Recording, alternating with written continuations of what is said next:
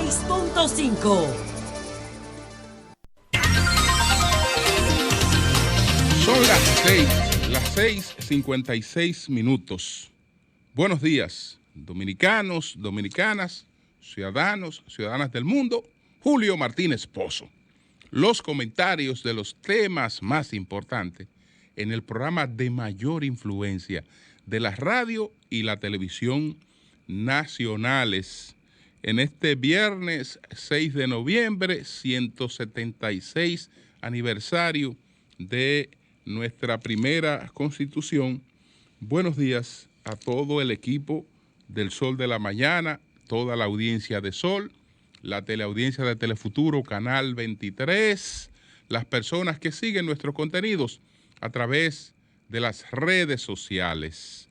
Buenos días a los canales 29, que es Teleuniverso, 24, están con nosotros a partir de las 9 de la mañana. Buenos días a todos y a todas. Entonces, señores, en el día de hoy hablamos de la Primera República y la Constitución de 1844, de la reacción de Eddie Olivares por la forzada exclusión de su nombre de la terna para la presidencia de la Junta Central Electoral, y hablamos del nuevo mensaje de Trump y la creciente percepción de que perdió las elecciones.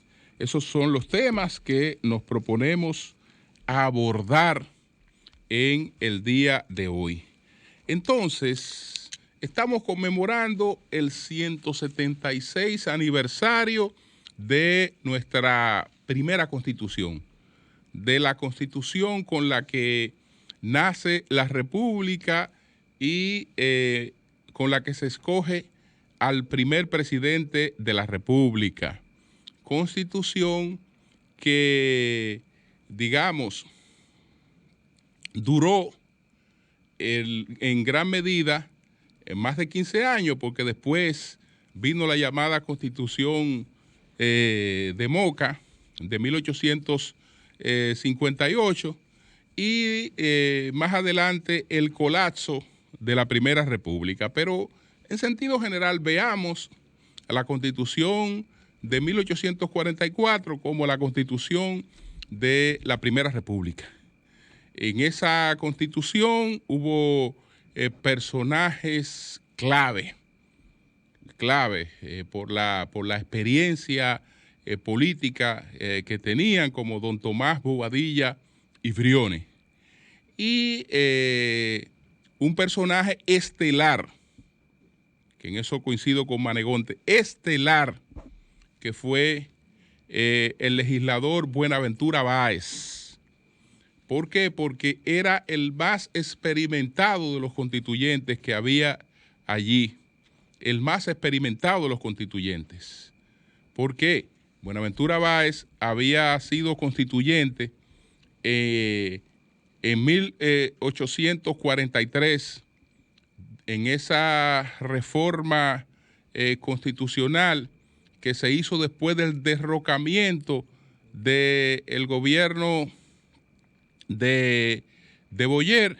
En esa reforma constitucional, bueno, el movimiento que derroca a Boyer se llama la Reforma. Entonces promovió una reforma en el año de 1843. Báez fue constituyente y ahí tuvo también una participación estelar brillante, que ponía incluso en riesgo su vida, porque la revolución haitiana fue una revolución racista, y como revolución racista impedía el derecho de propiedad a los blancos y a los extranjeros. Entonces, nosotros para la época éramos haitianos, porque el país estaba bajo el dominio de los haitianos. En esa reforma constitucional, Báez se pronunció para abolir, planteando que fuera abolida esa disposición de la revolución haitiana que impedía el derecho a la propiedad a personas blancas, porque Báez decía que de ninguno de los dos lados, con la vigencia de esa constitución, íbamos a tener la posibilidad de atraer inversores, gente que viniera con capitales a promover el desarrollo. Y plantear eso en aquel escenario donde eso era visto prácticamente como un crimen de lesa patria, había que tener mucho valor para hacerlo. Bueno, el caso es que cuando arribamos a la discusión de la primera constitución, entonces este legislador va a tener un rol tan estelar que en gran medida parte de las cosas que logran pasar son sus propuestas. Ese proyecto de constitución es un proyecto de Tomás Bobadilla y de Buenaventura Báez. Y era el proyecto de constitución más avanzado que pudiera concebirse para la época. No es cierto que era una constitución realmente conservadora. Báez no lo era. Báez no lo era, a pesar de algunos criterios prejuiciados que se manejan, tomando la historia por algunas referencias que también son prejuiciadas y que terminan imponiéndose. ¿Cómo iba a ser conservador el único político dominicano que había tenido la oportunidad, el privilegio de vivir la revolución industrial en Inglaterra? ¿Cómo iba a ser conservador un político que estaba totalmente empapado de todo lo que ocurre a partir de la Revolución Francesa? Y uno de los políticos más cultos que haya gobernado este país, no estoy diciendo el más culto, uno de los más cultos que haya gobernado el país en todo su tiempo, Buenaventura Báez, uno de los más cultos que haya gobernado y de mejor formación que haya gobernado en términos políticos este país. Bueno, el caso es que Báez se redacta la primera constitución. La primera constitución no es del agrado de Santana, porque entiende que el gobierno debería ser básicamente militar, no civil, como lo planteaba esa constitución, y exhorta a que se produjera una modificación de la constitución. Ante la reticencia de los constituyentes que no querían variar esa constitución porque entendían que esa era la constitución que debía aprobarse, entonces Santana tomó dos medidas. La primera, no me juramento como presidente si no hay un cambio constitucional que le confiera poderes extraordinarios al presidente. Y imitó algo que no fue original de Santana porque lo había hecho Gerard en Haití. En esa reforma constitucional en la que Báez planteó en Haití la abolición de una serie de cuestiones que eran discriminatorias, racistas en la constitución haitiana y que impedían que los propietarios, que los negociantes tuvieran estímulos realmente para trabajar.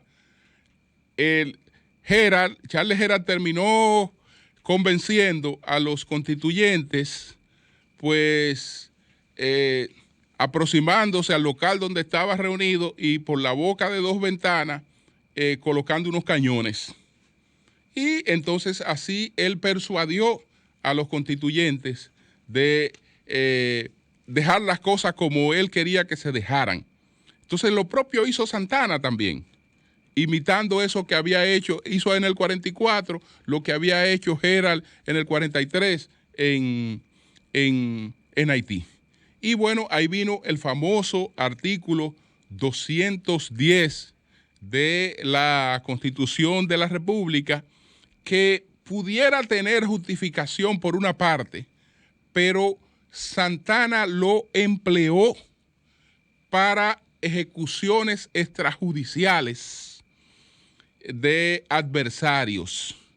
Y entonces, lamentablemente, producto de este artículo 210, ahí se dio el fusilamiento, en función de ese artículo, esos poderes que tenía Santana, el fusilamiento de María Trinidad Sánchez, de Andrés Sánchez, de Nicolás de Bari, entre otros que fueron fusilados por Santana en función de lo que le atribuía aquel artículo 210 de la Constitución. Pero aparte de eso, la Constitución tenía la aspiración de crear un régimen democrático liberal en la República Dominicana, que era básicamente la concesión que tenía pues Buenaventura Báez, que por cierto termina siendo el primer presidente del Congreso Dominicano.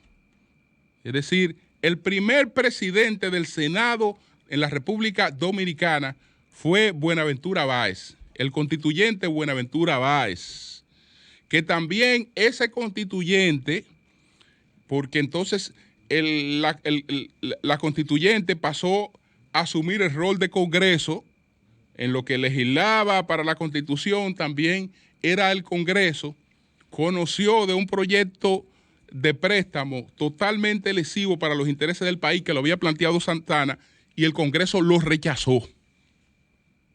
El Congreso lo rechazó. Bueno, el caso es que todavía Santana no tiene, digamos, la posibilidad de prescindir de Báez ni de prescindir de Bobadilla, porque eran las inteligencias con las que contaba el país para construir una visión de Estado, y él hace su primer gobierno estando Báez como presidente, como líder del Congreso, como líder del Congreso. Entonces, ¿cómo diablos es que colapsa la Primera República? ¿Y quiénes son los responsables del colapso de la Primera República? Bueno, podemos decir a ciegas que Santana, y Santana es el principal responsable. Pero aquí hay unos liberales, entre comillas, que siempre en la historia nuestra se les describe como gente impoluta, que lo único que quiso fue el avance de la República Dominicana. Entre esos nombres que prácticamente hay que hablar de ellos colocándolo en un altar, está Ulises Francisco Espaillá. Ese es un hombre que para hablar de él hay que mirarlo desde un altar, porque se le tiene como una figura totalmente impoluta. Don Ulises Francisco Espaillá fue político. Y si fue político, decía Max Weber que la política no es el camino a la salvación. La política no es el camino a la santidad. El que participa en la política, pues se lleva de todo. Se lleva méritos por sus aportes, pero también se enloda. Es imprescindible. Es decir, la política no es una actividad donde usted nada más va y está en lo limpio y participa en lo limpio. No es una actividad, no es una actividad de esa naturaleza. No es una actividad de esa naturaleza. Usted me pregunta ahora, por ejemplo, si yo tuviera la facultad de determinar eso, ¿está don Ulises Francisco Espaillá en el cielo sentado a la diestra del Señor? Porque ese caballero que se describe en nuestra historia, usted ve, por ejemplo, un trabajo muy interesante de Muquien sobre él, Ulises Francisco Espaillá y el positivismo dominicano, y ese hombre debe estar en un altar a la diestra de Dios. Y así es que hay que hablar de él. Que hay que tener la boca limpia para poder hablar de él. Entonces, me preguntan, ¿está don Ulises Francisco Espaillá sentado a la diestra del Señor? Yo lo dudo. Yo lo dudo porque yo entiendo que él debió hacer sus años bastante prolongados en el infierno, donde descendió a los infiernos porque es corresponsable del colapso de la Primera República, y no solo es corresponsable del colapso de la Primera República, sino que también está el mayor crimen que se haya podido cometer en este país, que fue el fusilamiento de Pepillo Salcedo y don Ulises Francisco Espaillá, si no es el principal autor intelectual del crimen, del asesinato, del fusilamiento totalmente salvaje de Pepillo Salcedo. Si no es el principal autor intelectual, es uno de los autores intelectuales de ese hecho. Entonces, lo que pasa es que, bueno, cuando vemos los personajes, en los personajes nuestros, en los libros, lo que se suele es, bueno, vamos a ver nada más la parte buena de este señor. No vamos a ver la historia con equilibrio, que son seres humanos con sus luces y sus sombras, con sus virtudes y con sus debilidades. Entonces, eso usted no lo va a encontrar fácilmente planteado ni expuesto, pero sí lo está. Sí lo está. Y miren a quién es que tengo aquí. Miren a quién es que tengo aquí para que nadie me venga con el cuento de que, mira, te amaneció hoy con una versión conservadora, etcétera. Miren a quién es que tengo aquí.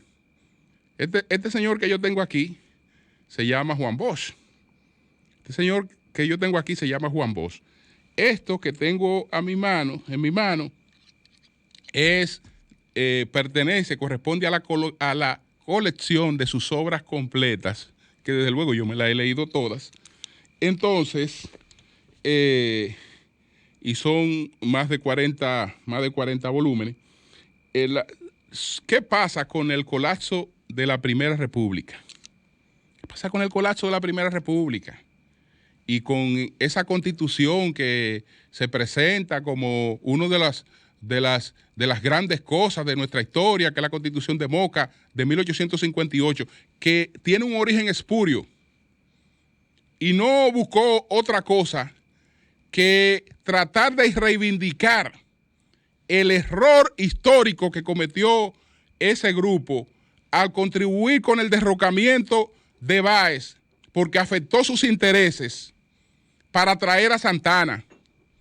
Al traer a Santana y Santana verse en incapacidad de manejar el país, y al Santana percibir que se estaba aclamando ampliamente otra vez el regreso de Báez, antes que entregarle el país a Báez, prefirió entregárselo a España. Esa es la historia. No era solamente, él no lo entregó solamente por el peligro, él no lo entregó solamente por el peligro que representaba los haitianos. Él lo entregó por la irresponsabilidad de ese grupo de santiagueros, encabezado por Ulises Francisco Espaillá, que cuando sus intereses fueron afectados, hicieron una guerra contra el gobierno de Báez. No tenían la capacidad política ellos de por sí de derrocarlo. Tuvieron que aliarse con Santana. Santana los ayudó a derrocar a Báez. Pero después ellos, que tenían un gobierno con José Desiderio Valverde, lo derrocó a ellos y se quedó con el santo y la limosna. Y después que veía que el país estaba clamando de nuevo a Báez, antes que permitir eso, lo entregó a España.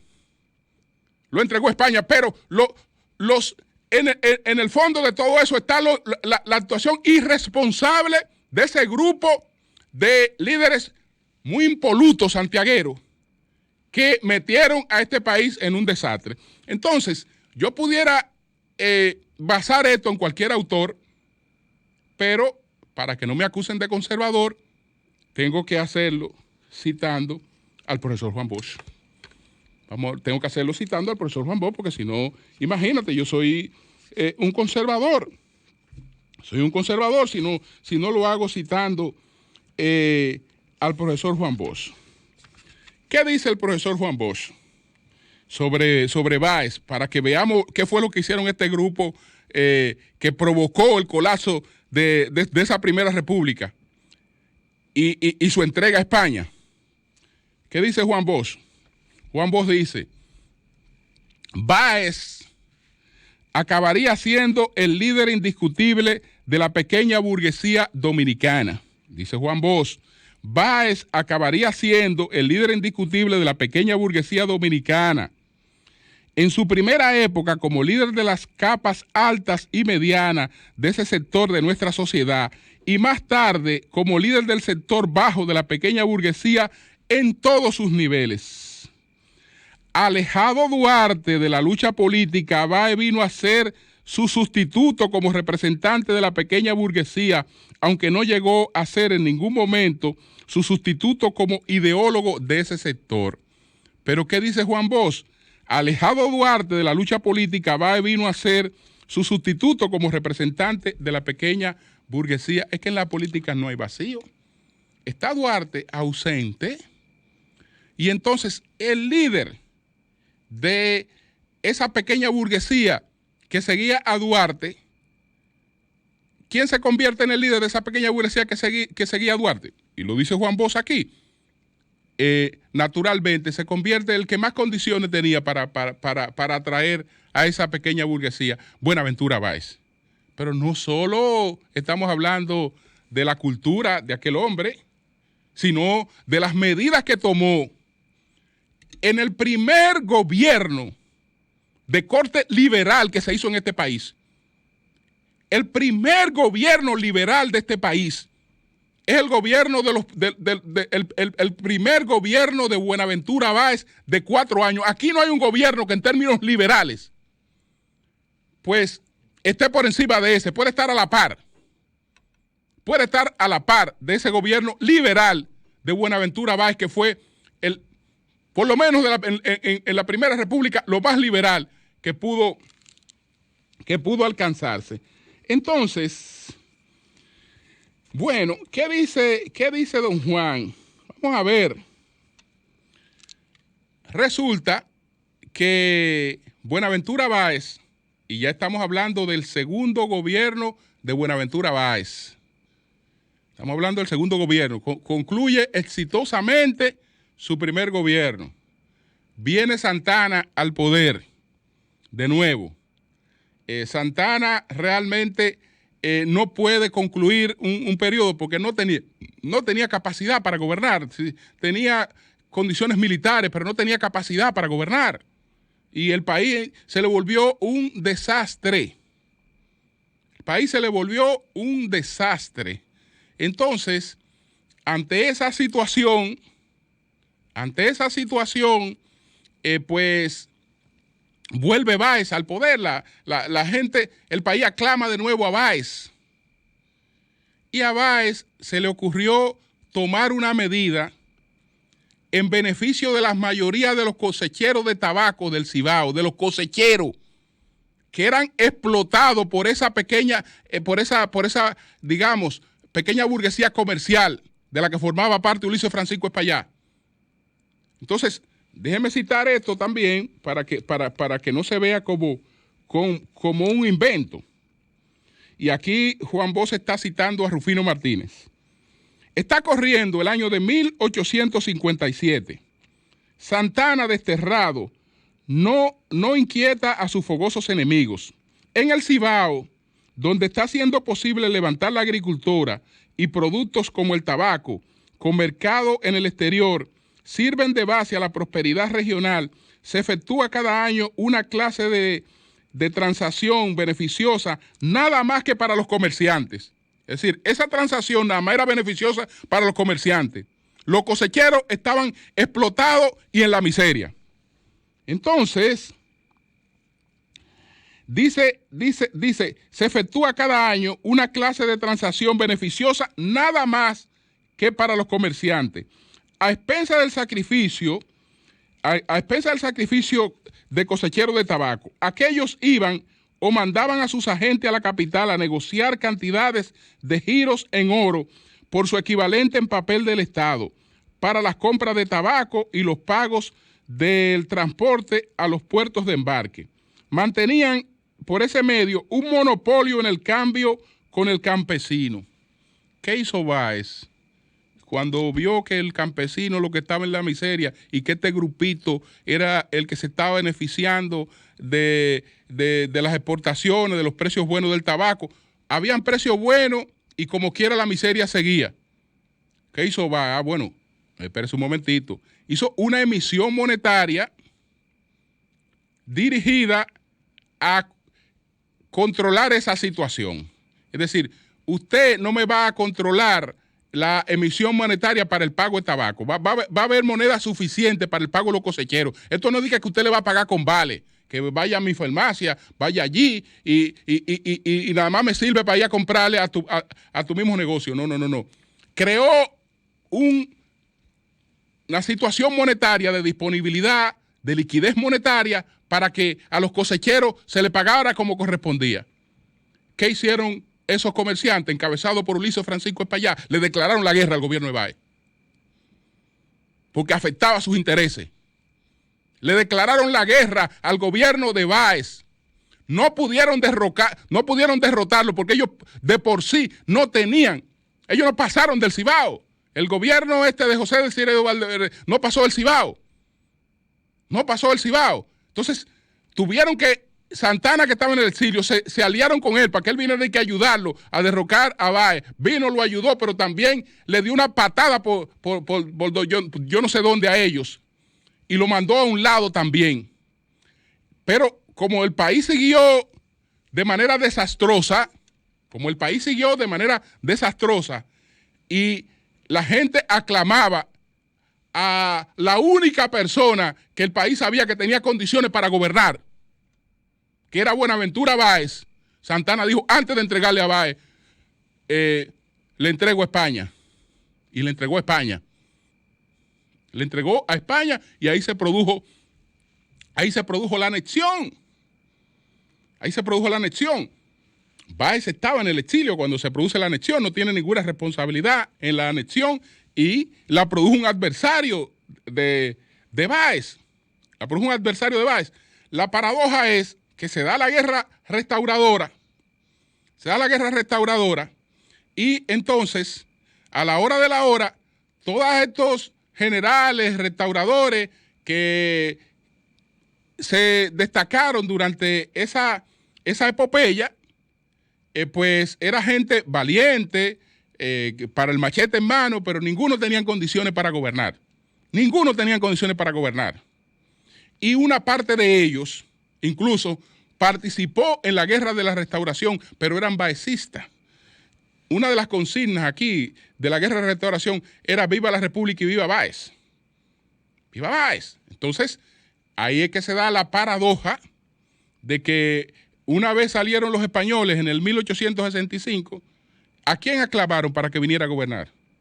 A uno de esos generales que estaban ahí, que muy valientes, etcétera, pero que el país sabía que no tenían condiciones para gobernar. No, se aclamó a Báez para que volviera a gobernar y ahí vino su tercer gobierno. El chisme con Pepillo Salcedo, por lo que Ulises Francisco Espaillá y otros dispusieron del fusilamiento de Pepillo Salcedo, fue porque Pepillo Salcedo era baecista y era uno de los que aclamaba el regreso de Báez. Lo fusilaron. Entonces, ahí se dan estas paradojas. Pero me voy a quedar ahí. Es sencillamente para que veamos que todo lo que tiene que ver con historia, todo lo que tiene que ver con personajes, es una cuestión de luces y de sombras. Y en eso hay un equilibrio. Pero que aquí no hay que un liberal propiamente dicho, que un conservador propiamente dicho, no. Váyase a los hechos de las personas. Váyase a los hechos y a la realidad. Y entonces usted verá un contexto histórico totalmente distinto al que tradicionalmente se ha dibujado. Voy a leer la carta de Eddie Olivares, la carta que Eddie Olivares leyó, el documento que Eddie Olivares leyó en el día de ayer. Déjeme ver aquí porque tengo el documento completo aquí. Declaración de Eddie Olivares en ocasión de la selección del presidente y los miembros de la Junta Central Electoral. La gratitud, que es la más grande de todas las virtudes, es la principal motivadora del presente encuentro con la prensa. Como agradecido que soy, les digo que nunca olvidaré el apoyo que me brindaron las organizaciones sociales, políticas, comunitarias, gremiales, deportivas, culturales, religiosas y empresariales que avalaron nuestras aspiraciones a ocupar el cargo de presidente de la Junta Central Electoral. De igual manera, expreso mi gratitud eterna a los ejecutivos de los medios de comunicación que me honraron con su apoyo, así como a las periodistas y los periodistas que hicieron de esta su causa. Muchas gracias a las diputadas y a los diputados de todos los partidos políticos que asumieron como suya esta lucha por la dignidad. Gracias a las senadoras y a los senadores a quienes les fue impedida la libertad de votar por mí debido a la arbitraria y discriminatoria decisión presidencial de excluirme de las ternas. Pero sobre todo, gracias al pueblo dominicano, que estuvo de mi lado en la defensa del criterio de que el requisito inconstitucional de no militar en un partido político para poder ser miembro de la Junta Central Electoral no está por encima de la integridad y de la idoneidad de una persona. Soy un hombre y ciudadano feliz y agradecido de mi pueblo, que colmado de optimismo pasa a esta página relativa a la Junta Central Electoral para iniciar la que me indique el porvenir, siempre en defensa de los más sanos intereses del pueblo dominicano. No haber sido seleccionado como presidente de la Junta Central Electoral no me afectó en lo personal. El apoyo de la sociedad ha sido el mayor y más noble triunfo que pude haber alcanzado en esta jornada. Nunca he estado obsesionado con ser presidente de la Junta Central Electoral ni con ningún otro cargo público. Lo que sí me preocupa es el grave daño que la infame intromisión vista por todos del Poder Ejecutivo en las funciones del Senado de la República le ha causado a la institucionalidad democrática. Nada me ha decepcionado, pero me preocupa como dirigente y ciudadano que rodara por el suelo a causa de un incorrecto compromiso la promesa del Partido Revolucionario Moderno y del presidente de la República de gobernar con lo más estricto apego a la institucionalidad democrática.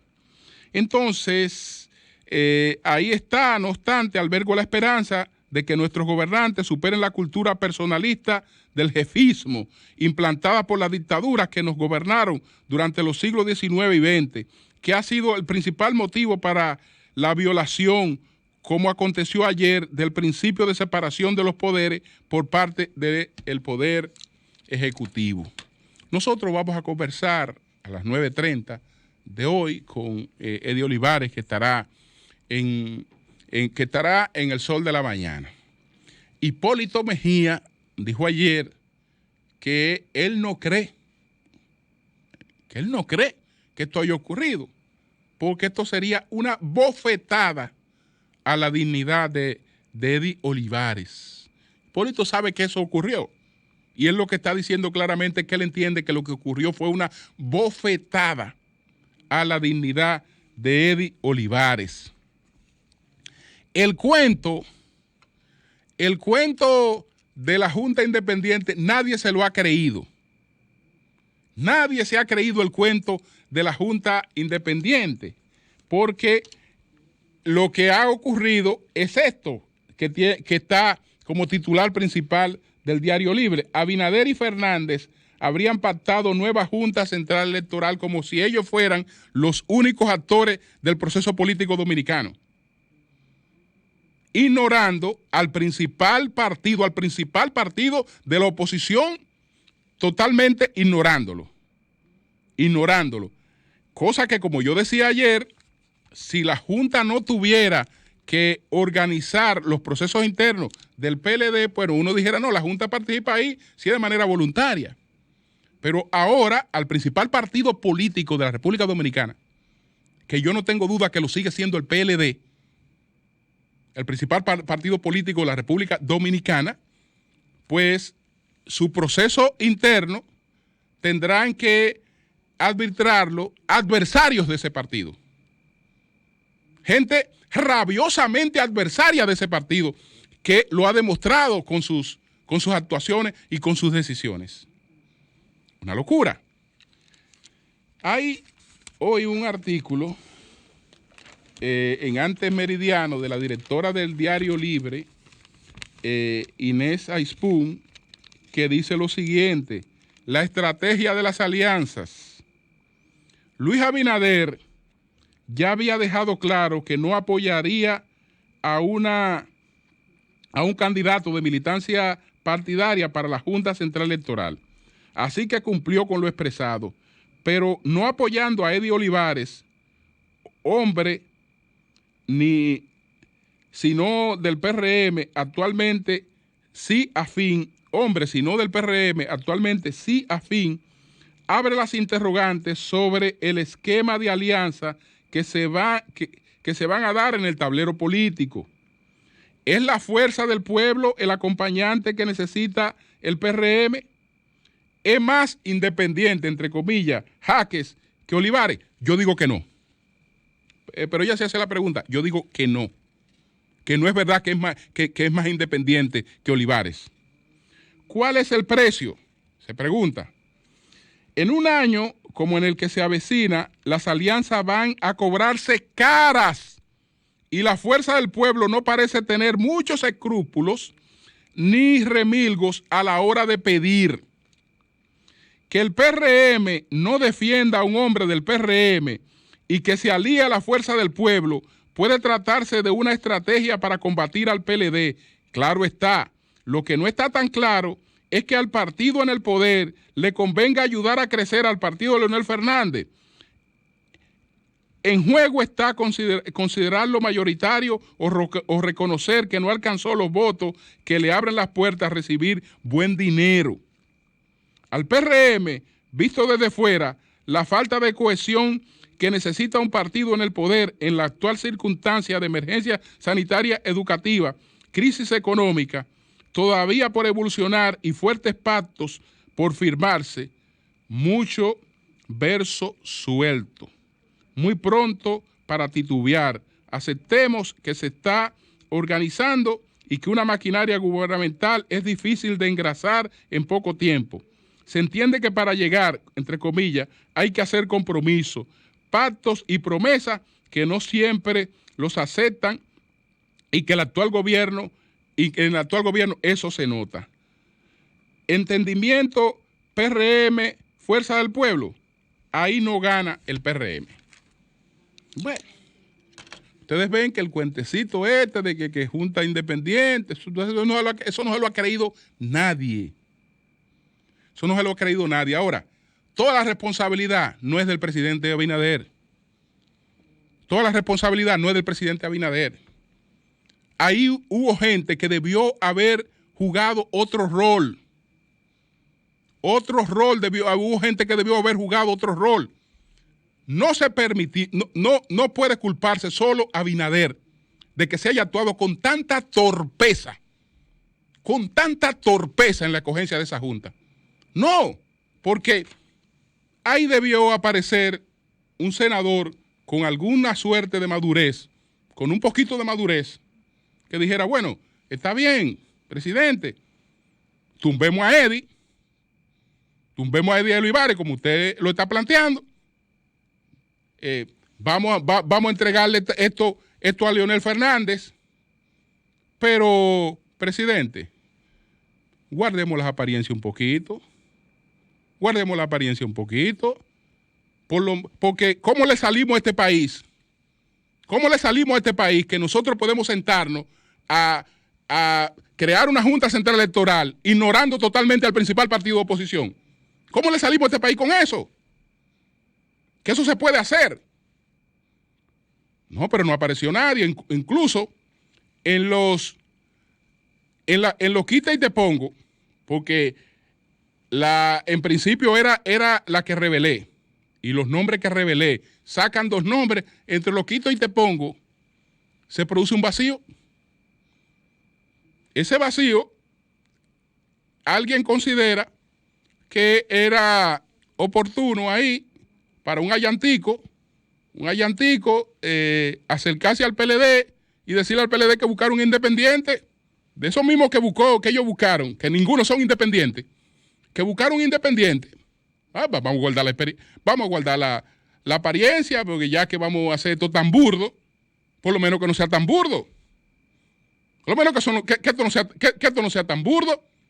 Usted sabe que en ese vacío que se produjo ahí, nuestra querida amiga Farideh Raful, no que PLD ni PLD. Y ahí mete a esta señorita que fue incluida ahí. ¿Cuál es el mérito de ella? Bueno, ella vociferaba ahí frente a la Plaza de la Bandera, vociferaba se van y ladrones a los PLDistas. Ustedes ven, en un espacito que había ahí, para buscar algo de equilibrio, fíjense lo que se hace. Entonces, así, señores, el mensaje no es lo que ha ocurrido en la Junta Central Electoral.